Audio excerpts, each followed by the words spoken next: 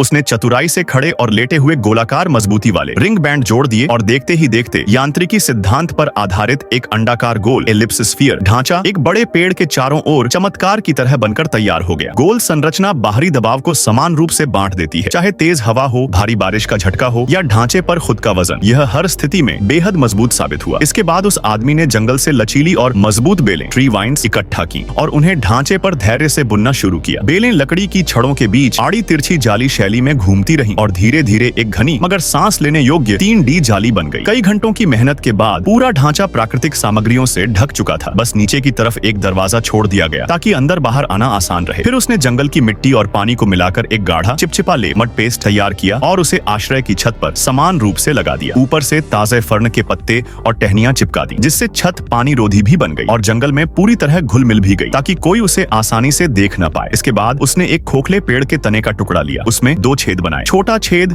धुएं के निकलने के लिए और बड़ा छेद हवा फूंकने वाले उपकरण के लिए। अंदर से आग रोधी मिट्टी फायर क्ले लगाकर एक पेड़ टॉप चूल्हा तैयार कर लिया, जिसे उसने आश्रय के अंदर पेड़ की शाखा से निकले एक मजबूत स्टैंड पर मजबूती से फिट कर दिया। चूल्हे के धुएं वाले छेद को एक बांस की पाइप से छत के बाहर जोड़ा और सभी जोड़ को मिट्टी से सील कर दिया ताकि धुआं सिर्फ ऊपर आसमान की ओर जाए, घर के अंदर न फैले। शाम होते ही उसने चूल्हे में लकड़ियां जलाईं। धुआं बांस की पाइप से धीरे धीरे ऊपर उठने लगा और इस पेड़ पर बने गोल घर में भुने हुए मांस की खुशबू फैल गई। पेड़ से कई मीटर ऊपर सिर्फ लकड़ी, बेल और मिट्टी से बने इस अनोखे घर में वह आदमी जंगल की बारिश की आवाज सुनते हुए पेड़ की हल्की सांस और झूले जैसी लय के साथ आराम से सो गया। यह घर बिना किसी कील, आधुनिक औजार या सामग्री के बना था, सिर्फ हाथों की कला और पुराने ज्ञान से। यह सिर्फ जंगल में जिंदा रहने की जीत नहीं थी, यह इंसान की रचनात्मकता और प्रकृति के साथ तालमेल की एक सुंदर कहानी थी। उसने हमें दिखाया कि जहाँ बुद्धि और मेहनती हाथ मिल जाते हैं, वहाँ जंगल भी घर बन जाता है।